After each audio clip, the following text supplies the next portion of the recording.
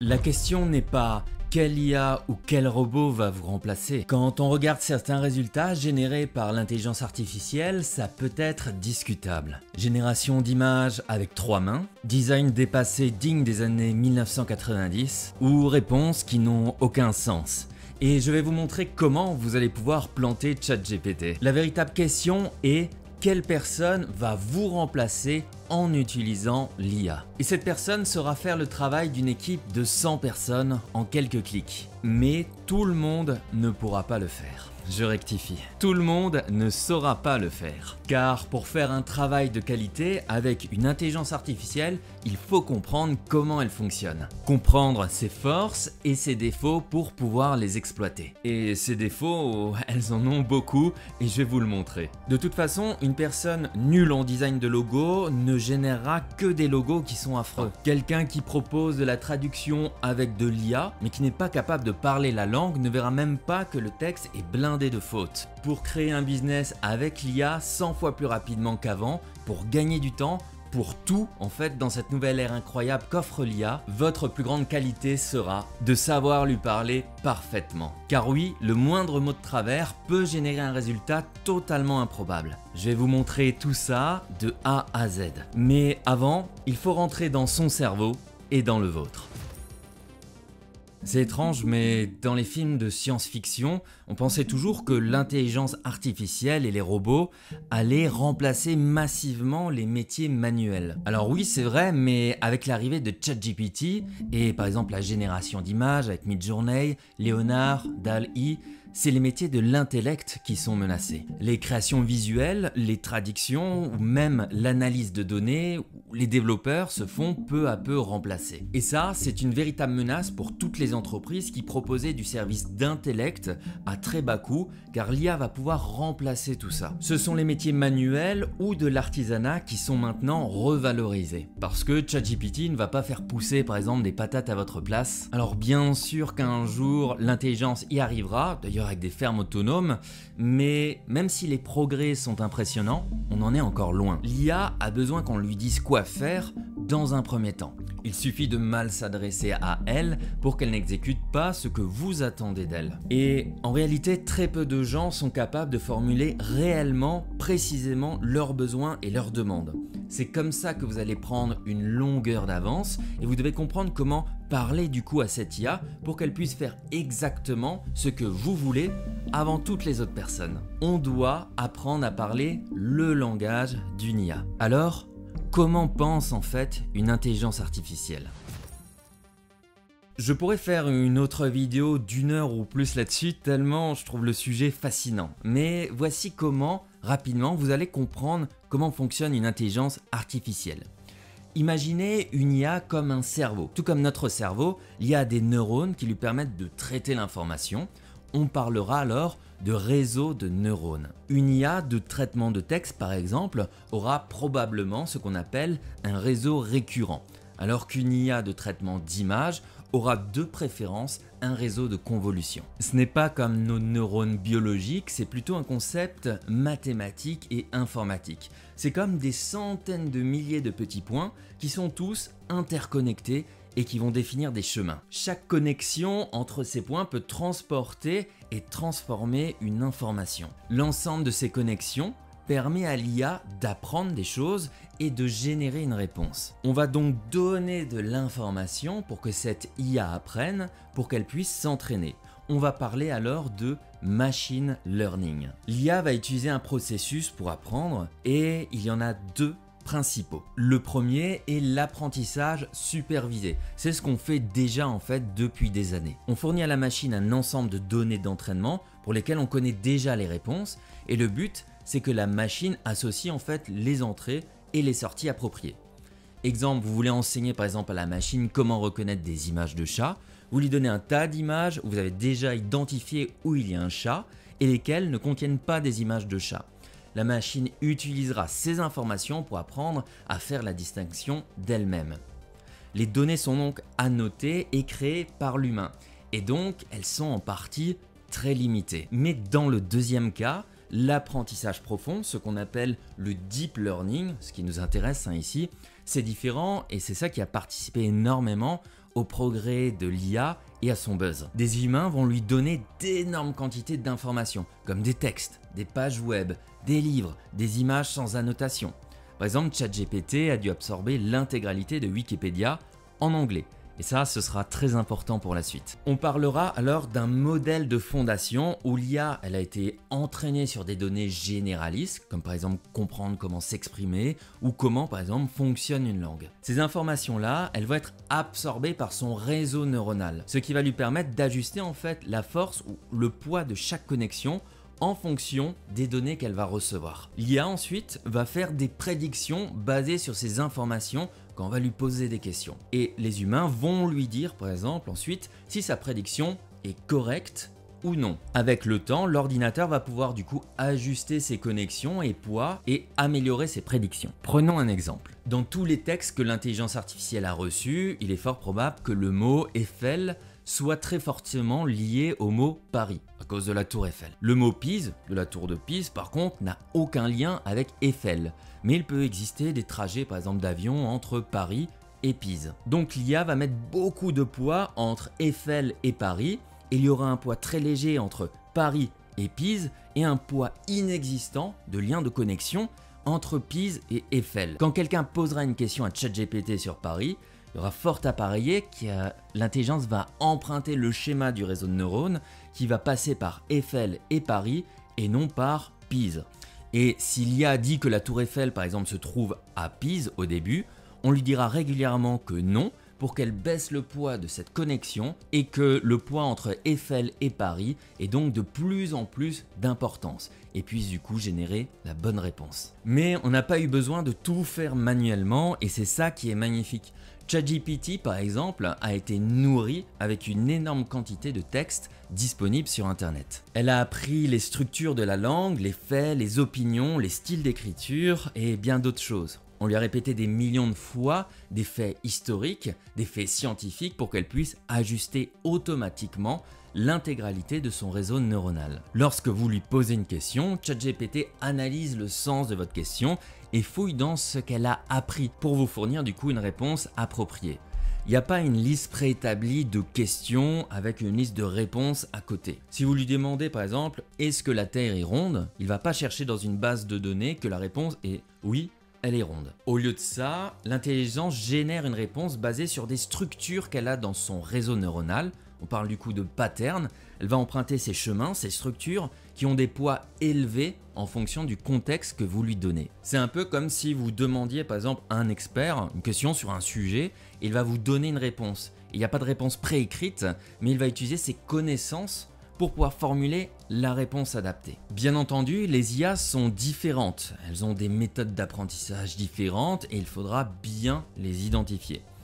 ChatGPT, c'est du GPT, qui est entraîné simplement à trouver le mot suivant par rapport au mot précédent. Oui, GPT n'est pas vivante, elle n'a pas de conscience, c'est juste une suite de fonctions informatiques et mathématiques avec des milliards de données où elle va utiliser de la probabilité.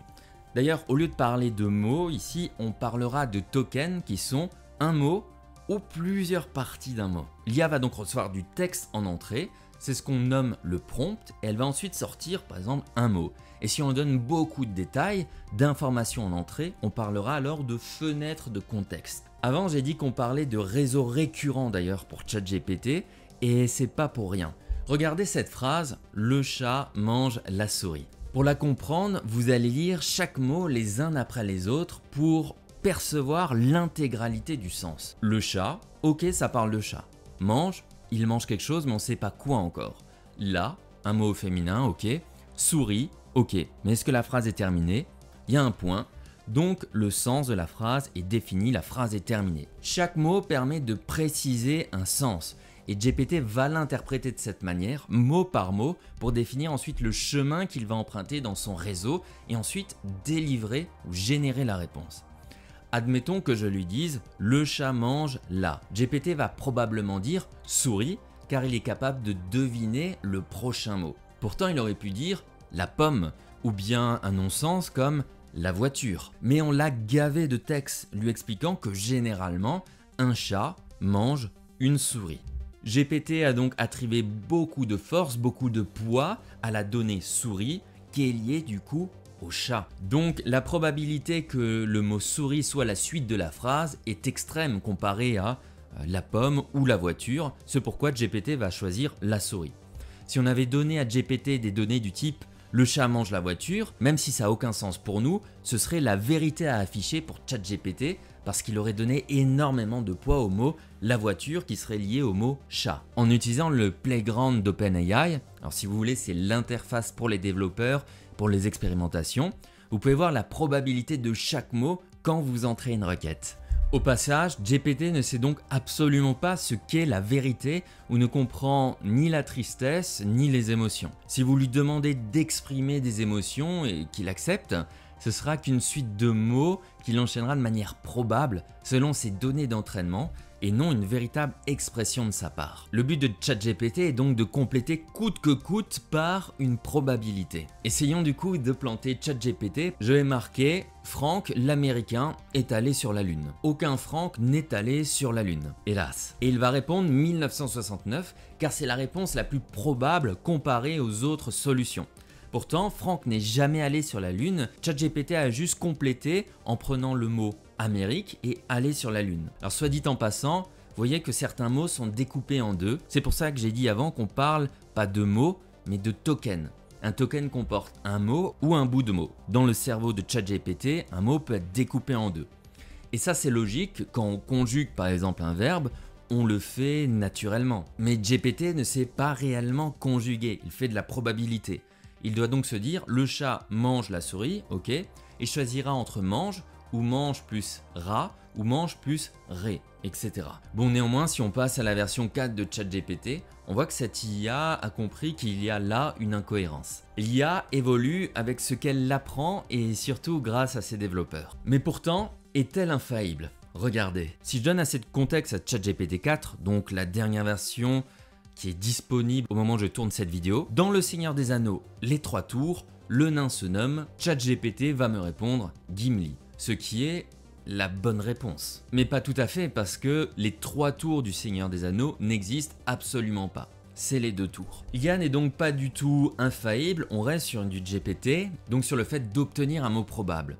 Il ne donne pas la vérité, il donne la probabilité d'avoir le résultat le plus acceptable. C'est pourquoi il va être intéressant d'entraîner ChatGPT et de lui donner aussi une bonne structure de prompt pour obtenir ce que vous voulez. D'ailleurs, petite anecdote très marrante, vous pouvez marquer « Je suis » dans le playground de ChatGPT et vous verrez avec quelles données il a été entraîné. Ce résultat d'ailleurs m'a beaucoup fait rire. Il est donc assez facile de planter GPT, d'avoir des mauvais résultats et de le faire dévier totalement de sa route. Pour que ChatGPT puisse devenir plus expert dans un domaine spécifique et éviter de donner des informations qui ne sont pas forcément attendues, on va faire ce qu'on appelle du fine-tuning. C'est là que va intervenir en partie l'apprentissage supervisé. Vous voulez que votre IA soit spécialisée par exemple sur la thématique des animaux. On va donc créer une base de données avec des informations très détaillées à ce sujet et lui faire considérer cela comme son expertise dominante. Et on va lui donner ce que l'on nomme le pré-prompt, ou certains le nomment aussi le persona ou le contexte. On va lui donner des informations pour qu'il comprenne où se situe notre demande, lui montrer tout ce qui gravite aussi autour. Si vous demandez à ChatGPT par exemple, donne-moi une méthode pour devenir riche, on va se retrouver avec une réponse généraliste et qui n'apportera pas de valeur ni à vous, ni par exemple à vos potentiels clients. Par contre, si nous rajoutons du contexte, le résultat est différent. C'est déjà bien mieux, mais pas parfait. Il faut en réalité 5 éléments essentiels pour créer le prompt parfait. Et ça vous servira dans la vie de tous les jours, pour vos besoins ou pour vos business. Vous savez maintenant comment fonctionne une IA du type GPT. Chaque intelligence artificielle a bien entendu sa propre manière d'être utilisée. Par exemple, l'IA de Midjourney qui génère des images aura besoin d'arguments différents, définis, séparés par des virgules pour espérer obtenir le résultat attendu. J'en parle d'ailleurs énormément dans la formation gratuite dans la description de cette vidéo. Mais nous continuons du coup notre travail sur ChatGPT. Vu que GPT n'a pas de conscience de notre monde, mais aussi de votre personne, de qui vous êtes, de ce que vous voulez vraiment, il va falloir structurer votre demande en 5 éléments essentiels. Le persona ou l'avatar, c'est-à-dire qui est ChatGPT au moment où vous lui parlez.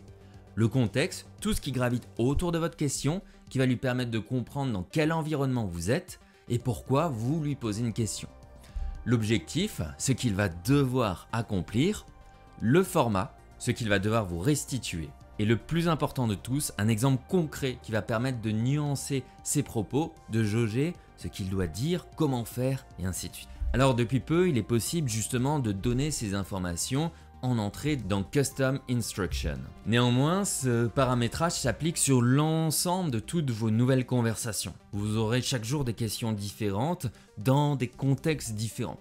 Donc, autant tout faire à partir du prompt de base. Et regardez la différence ici. Admettons qu'un client vous demande de rédiger un article de blog ou de reformuler un paragraphe. Voici un prompt presque inefficace. Je veux que tu rédiges un paragraphe de blog sur comment faire sa propre sauce tomate pour pizza. Le résultat est morne, mécanique, froid, pas structuré. Et maintenant, ajoutons les 5 fameux ingrédients. Le persona, tu es un chef de cuisine italien qui a le sens du détail. Contexte, tu crées un site internet où tu expliques tes différentes recettes, tu ne négliges pas la qualité des ingrédients et préfères parler d'anciennes recettes ou méthodes. Objectif, rédige un paragraphe de blog prêt à être copié-collé dans un CMS sur comment faire sa propre sauce tomate pour pizza, avec des mots en gras et optimisé pour le SEO étape par étape. Et voici un exemple. Et voilà! En respectant ces étapes et en comprenant comment fonctionne une IA, vous pouvez maintenant l'utiliser pour faire une véritable machine à créer vos contenus, à faire de la prestation sur internet, à améliorer aussi votre confort de vie ou même devenir un ou une excellente cuisinière. En apprenant comment fonctionne une IA et comment lui parler, vous aurez un niveau de qualité très supérieur dans votre travail face à la concurrence. Vous l'avez vu, c'est comme ça que vous prendrez une longueur d'avance énorme, vraiment énorme, face à ceux qui essayent de vous rattraper. Ah, au passage, ChatGPT a été entraîné à la base avec des informations en anglais. En lui parlant en anglais, vous maximiserez vos chances d'avoir une réponse presque parfaite. J'espère que ce tutoriel vous a plu. Comme d'habitude, un like, un partage ou des commentaires si vous avez des remarques ou des questions. Et abonnez-vous, activez la cloche de notification pour les prochaines vidéos. Prenez soin de vous et de votre business. Ciao!